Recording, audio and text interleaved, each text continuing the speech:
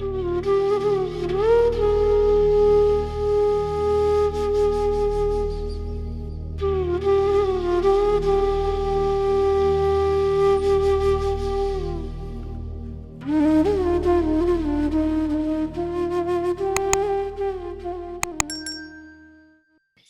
गुरु जी uncle, it was year 2000. I was bit disturb.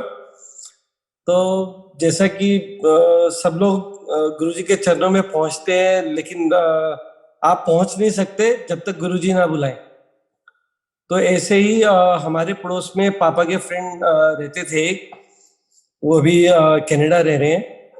तो उन्होंने मुझे बोला कि संजय, तू थोड़ा सा डिस्टर्ब है, चल तेरे को मैं बहुत एक अच्छी जगह पे लेके चलता हूँ.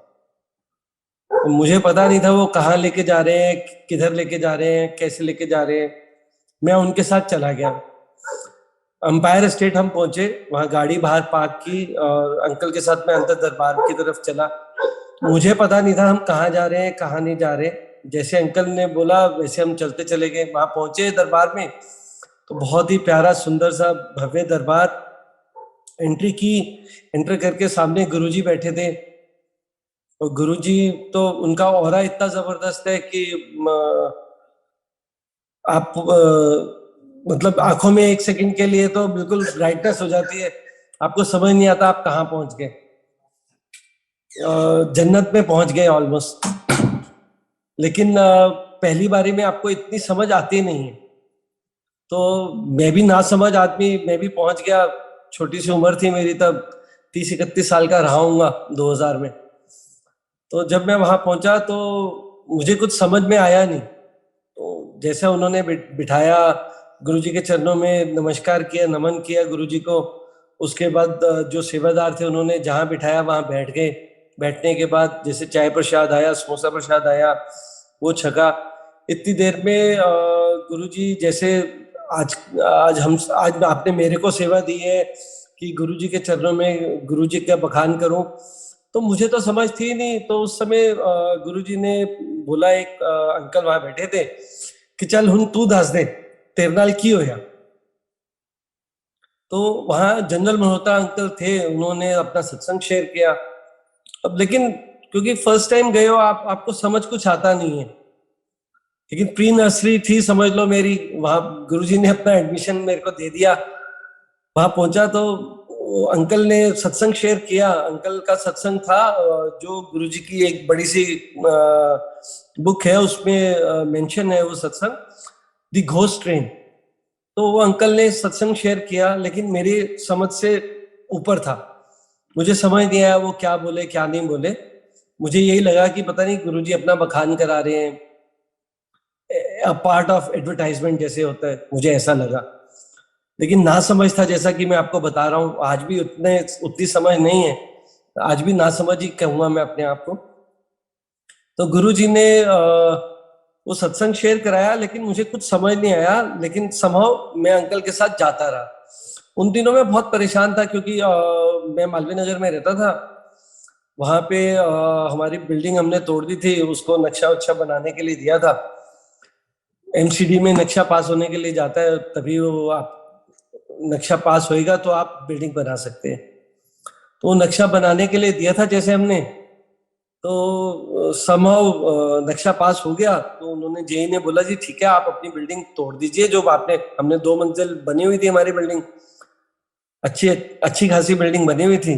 खैर, क्योंकि अब नया बनाना था तो इसलिए तोड़ दिया उसको.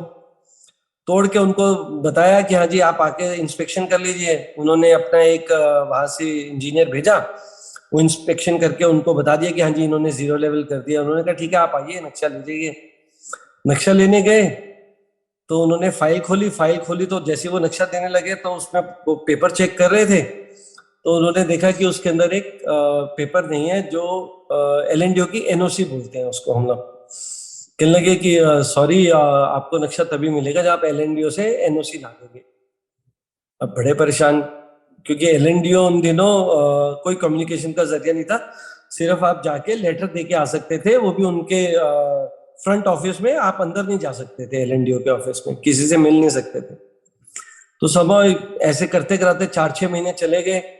बिल्डिंग टूटी पड़ी है, हम लोग घर से बेघर और परेशान खूब. तो उसी दौरान अंकल मुझे ये लेके गए गुरुजी के दरबार में। मुझे नहीं पता कैसे क्या हुआ, कैसे नहीं हुआ। हमारा नक्शा विद इन 1 और 2 मंथ्स पास हो गया।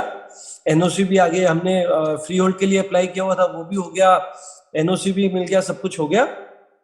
हम लोगों ने नक्शा वक्शा बनवा के अपना मकान शुरू कर दिया, मकान भी बनना शुरू हो गया। लेकिन मुझे नहीं पता कि ये कृपा कैसे हुई, क्योंकि आप पहली बारी गए हैं, 2 4 6 10 बारी गए हैं, आपको तो थोड़ी ना पता है कि ये गुरुजी करा रहे हैं। तो मैं माता रानी को बहुत मानता था, अभी भी मानता हूँ।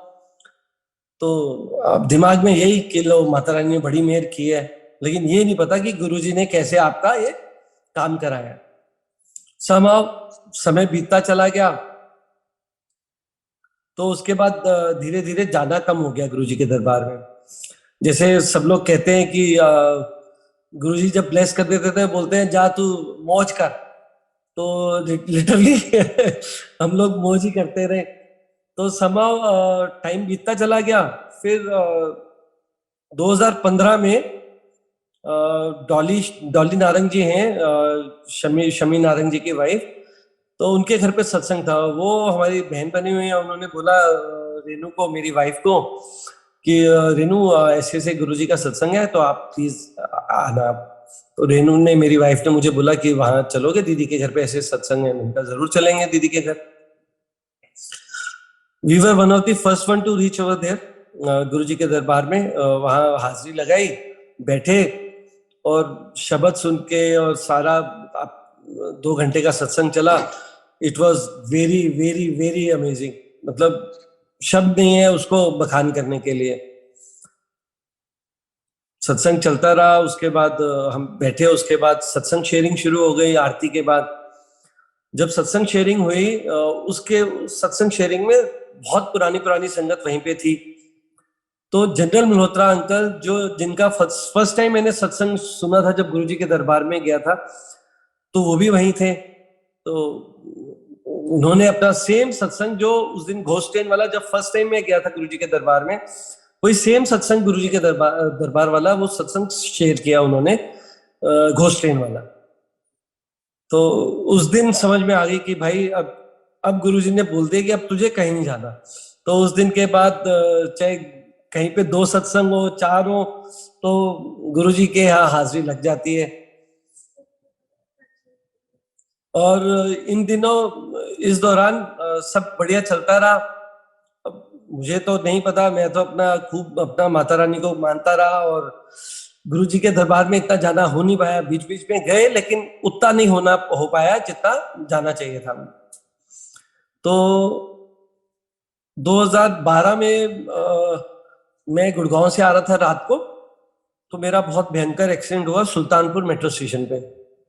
तब भी दिमाग में कुछ नहीं आया, बाहर निकला, गाड़ी बिल्कुल फुली डैमेज, और वो नॉन रिपेयरेबल थी गाड़ी। मैं उतरा गाड़ी से, बाहर निकला, अपने आप को झाड़ा, देखा सब ठीक ठाक बिल्कुल। एक हल्की सी खरोच यहाँ पे, एक यहाँ पे, फ्रेंड बैठा था उसको भी थोड़ी सी खरोच आई, लेकिन सब ठीक ठाक रहा। लेकिन तब भी दिमाग में ये नहीं आया कि ये तो गुरुजी के दरबार में बैठा हूं भाई अभी भी।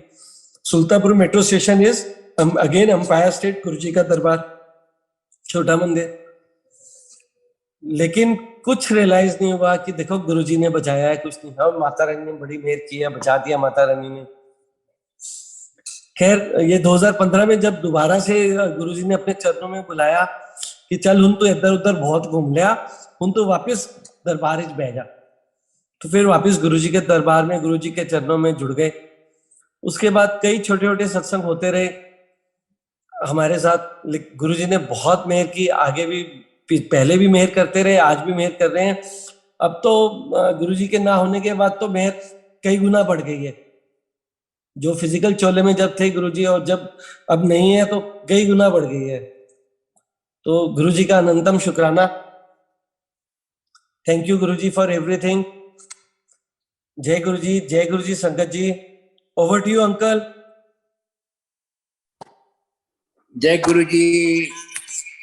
अंकल, 2007 से पहले के कुछ अपनी जो है एक्सपीरियंसेस शेयर कर सकते हैं और किसी भी इवेंट के। अंकल 2007 पे तो नहीं, 2011-12 में एक्सीडेंट हुआ। उसके बाद कई एक्सीडेंट हुए जो मतलब आप समझ ही नहीं सकते कि कैसे हुआ, और बिल्कुल एक खरोंच नहीं लगती। ऐसे 2 बारी और हुआ मेरा एक्सीडेंट। मैं बिटिया को लेने जा रहा था, बिटिया मेरी शिमला में पढ़ रही थी, सोलन में। तो वो आती थी वॉल्वो से, तो उसको आईएसबीटी में लेने जा रहा था। तो जाते समय शीशगंज गुरुद्वारे की तरफ से हम जा रहे थे, तो लाल किला था। लाल किला वाली जो रेड लाइट है, उस रेड लाइट को जैसे हम क्रॉस करने लगे, एक टेम्पू पता नहीं कहाँ से आया और उसने आके हमारे को हिट किया। और हमारी गाड़ी का मुंह जो है, कश्मीरी गेट की तरफ हम जा रहे थे, हमारी गाड़ी का मुंह मोड़ के इधर शीशगंज गुरुद्वारे की तरफ कर दिया, और गाड़ी फुल्ली डैमेज हो गई। और हम तीनों को पता नहीं लगा कहाँ से वो टेम्पो आया, कैसे डैमेज हुआ, और गुरुजी ने कैसे बचाया। अब तो हम गुरुजी के चरणों में ऐसे जुड़े हुए हैं, मतलब अब तो गुरुजी के अलावा कुछ और मुंह से निकलता नहीं है।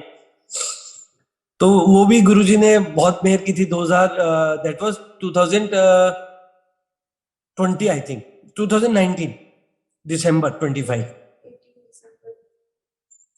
तो गुरुजी तो ऐसे मेहर करते हैं अंकल। मुझे 2007 से पहले वाले कई इंसिडेंट हैं, लेकिन अभी इमीडिएटली मेरे को नहीं आ रहा दिमाग में, नहीं तो वो भी शेयर करता आपको। नेक्स्ट टाइम जरूर शेयर करूंगा। शुक्राना गुरुजी।